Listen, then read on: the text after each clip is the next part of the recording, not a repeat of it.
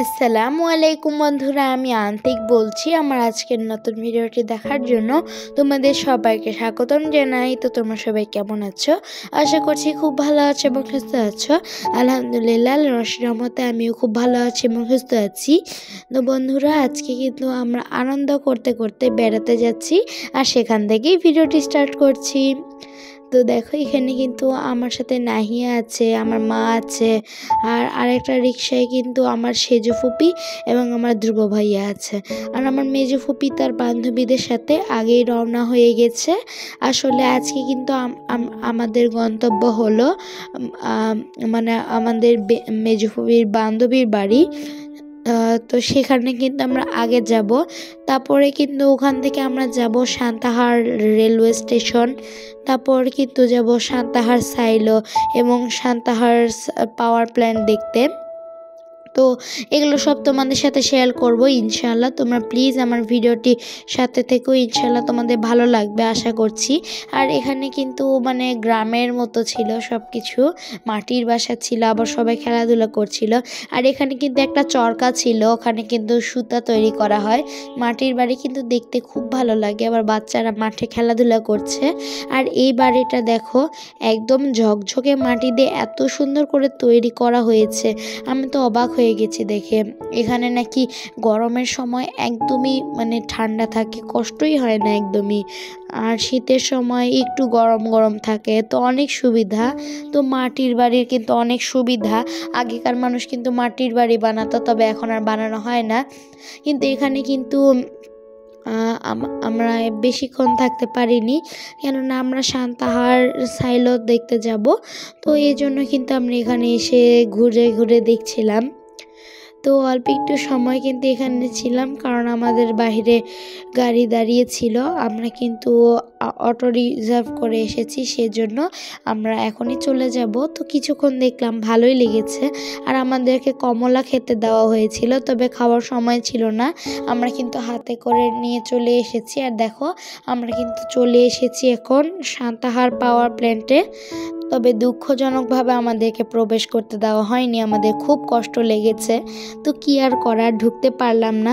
তো কষ্ট নিয়ে এখন সাইলো যে দেখতে যাচ্ছি। তো দেখো, এখান দিয়ে কিন্তু আমরা রিক্সা করে যাচ্ছি। কি সুন্দর পরিবেশ, দেখতে এত সুন্দর লাগছিল, একদম চোখ জুড়িয়ে যাচ্ছিল। আর ফুপিদের মজার মজার গল্প শুনতে শুনতে যাচ্ছিলাম, অনেক ভালো লাগছিল। ফুপিরা কিন্তু অনেক গল্প করছিল। তো দেখো, এখানে কিন্তু রেল লাইনের পাশ দিয়ে কিন্তু আমরা যাচ্ছি। এই রাস্তা ধরে গেলে সামনে সাইলো আছে। তো অবশেষে কিন্তু আমরা সাইলোর কাছাকাছি চলে এসেছি। আমরা কিন্তু এই রেল লাইনটা পার হলেই সাইলো পাবো। তো দেখো, এখানে কিন্তু ট্রেন যাচ্ছিল, তো সেই জন্য কিন্তু আমরা একটু অপেক্ষা করছিলাম। আর ট্রেন যাওয়ার পরে কিন্তু সবাই এখানে এমনভাবে ফটোশ্যুট করছিল, মনে হচ্ছিল যে এখানে জীবনেও ট্রেন আসে না। অথচ আমার তো ভয় লাগছিল, কখন যে হঠাৎ ট্রেন চলে আসবে, কারো কোনো চিন্তা নেই, ফটোশ্যুট করতেই আছে। তো দেখো, আমরা কিন্তু পার হয়ে গেলাম, আমি আর নাহিয়া। তো অবশেষে কিন্তু ট্রেন আর আসেনি, আলহামদুলিল্লাহ, আমরা কিন্তু সেফলি চলে গিয়েছিলাম। আর এই তো এই সাইলোতে আমরা কিন্তু চলে এসেছি। এখানে কিন্তু অনেক খাবার রিজার্ভ করা হয়, বিভিন্ন সবজি বিভিন্ন শস্য রিজার্ভ করা হয় আর কি, যেমন ধান, গম, এগুলো কিন্তু এখানে রিজার্ভ করা হয়। এখানে প্রায় 25,000 মেট্রিক টন খাদ্যশস্য মজুত করা যায়। তো এটা কিন্তু অনেক অবাকজনক একটা বিষয়, আবার শিক্ষণীয়। তো এই জন্য কিন্তু আমরা ঘুরতে এসেছি। তবে দুর্ভাগ্যবশত এখানেও কিন্তু আমাদেরকে ভিতরে ঢুকতে দেওয়া হচ্ছিল না, একটা জায়গা নির্দিষ্ট করে দেওয়া হয়েছে, এরপরে কিন্তু আর যাওয়া যাবে না। তো তারপরও আলহামদুলিল্লাহ, ভেতরটা তো দেখতে পেরেছি, এটাই অনেক কিছু। তো তারপরে কিন্তু আমরা এখন বেরিয়ে পড়েছি, আর এখন চলে যাব সান্তাহার রেলওয়ে জংশন স্টেশন। তো এখন একজন কিন্তু আমাদেরকে বললেন যে এই রেল লাইন ধরে হেঁটে হেঁটে আপনারা 15 মিনিটের মধ্যে চলে যেতে পারবেন রাস্তার সেখানেই। তো সেই কথা শুনেই কিন্তু আমরা হাঁটছিলাম। তো তবে হাঁটতে হাঁটতে হঠাৎ করে একদম অন্ধকার হয়ে গেছে, আর সে শিয়াল ডাকছিল জানো তো বন্ধুরা। আমরা তো একদম ভয় পেয়ে গেছি, আর আমাদের ভয় দেখে মায়ের বড়রাও ভয় পেয়ে গেছিল। তো কি আর করার, তো তারপরে কিন্তু একজন পুলিশের সাহায্য নিয়ে আমরা মেন রোডে উঠে পড়েছিলাম। আর তারপরে কিন্তু অটোতে করে চলে এসেছি এই তো সান্তাহার রেলওয়ে জংশন স্টেশনে। আর এসে দেখি এখানে একটা ট্রেন যাচ্ছে। তো রাতের বেলায় ট্রেন যাওয়ার দৃশ্য যে এতটাই সুন্দর, আমার খুব ভালো লাগছিল। তবে ট্রেনটা একটু বিপজ্জনক, যদি একটু মানে সরতে ভুল হয় তাহলেই কিন্তু চাপা পড়ে যাব ট্রেনের নিচে, এটা কিন্তু আমার খুব ভয় লাগে।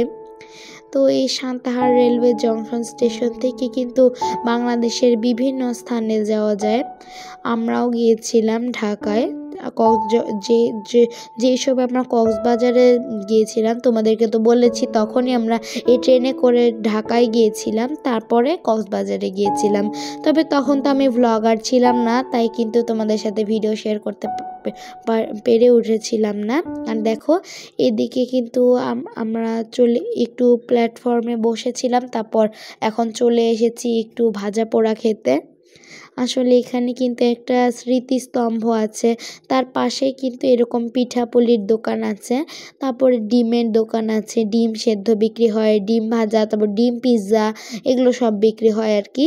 তো এগুলো গত বছর খেয়েছিলাম। তো এই বছর একটু অন্যরকম শীতের পিঠা খেতে মন চাচ্ছিল। তো মা তো সবসময় পিঠা বাসায় তৈরি করে খাওয়ায়, তবে মাঝে মাঝে একটু এরকম স্ট্রিট ফুড খেতে কিন্তু অনেক সময় ভালোও লাগে, তো খাচ্ছিলাম। আর এখানে দেখো এটা কিন্তু হলো চিতই পিঠা, সাদা চিতই পিঠা তৈরি করা হচ্ছে। আবার এখানে আরেকটা ঝাল চিতই পিঠাও তৈরি করা হয়, ওটার মধ্যে কিন্তু ধনিয়া পাতা এবং আরও মশলা দেওয়া আছে। দেখো এটাই কিন্তু সেটা, এটা এমনি খাওয়া যায়, এটা আর কিছুই লাগে না খেতে। তো আমি কিন্তু পুলি পিঠা খেয়েছিলাম সেখানে, আর সেই পুলি পিঠাটা কিন্তু ঝাল পুলি পিঠা ছিল। আর নাহিয়াও কিন্তু পুলি পিঠা খেয়েছে, তবে সে খেয়েছে মিষ্টি, তার কিন্তু মিষ্টি খুব ভালো লাগে। আর ধ্রুব ভাইয়া কিন্তু সব পিঠাই ট্রাই করে মানে সব পিঠাই কিন্তু একটা একটা করে খেয়েছে, আর বাকি সবাই তাদের ইচ্ছা পছন্দের পিঠা খেয়েছে। আর অনেক ঝাল ছিল বন্ধুরা, জানো তো আমি সহ্য করতে পারছিলাম না, তবে অনেক মজা লেগেছে আলহামদুলিল্লাহ। আর এখানে এতই ভিড় ছিল, লাইন ধরে কিন্তু দাঁড়িয়ে খেতে হয়েছে। আর অবশেষে কিন্তু আমরা চলে যাব বাসায়। তো আমরা কিন্তু আবার আরেকটা অটো রিজার্ভ করে নিয়ে বাসার দিকে এখন যাচ্ছি। আর আমার ভিডিওটি কেমন লাগলো তো অবশ্যই একটা কমেন্ট করে আমাকে জানাবে বন্ধুরা। আর ভিডিওটি ভালো লাগলে অবশ্যই একটি লাইক করে দিবে। আর যারা আজকে প্রথম আমার চ্যানেলটি ভিজিট করছো তারা প্লিজ একটি সাবস্ক্রাইব করে দিবে। তো বন্ধুরা আজকে এই পর্যন্ত, আল্লাহ হাফিজ।